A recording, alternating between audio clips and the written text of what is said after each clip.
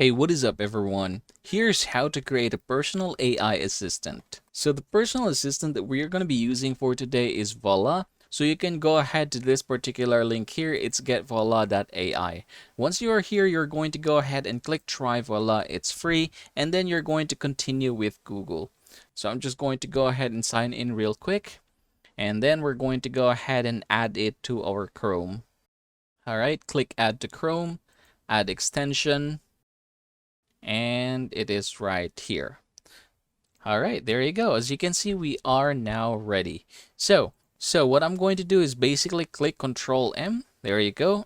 And then I could ask Voila whatever I want. Say, for example, I'm going to ask Voila, tell me the weather tomorrow. Or we're going to go ahead and set this to specific. All right, there you go.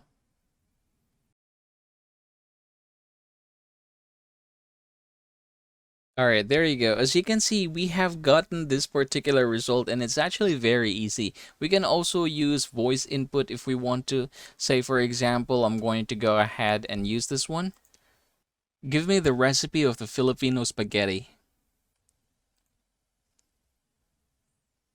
All right, there you go. That's actually pretty quick.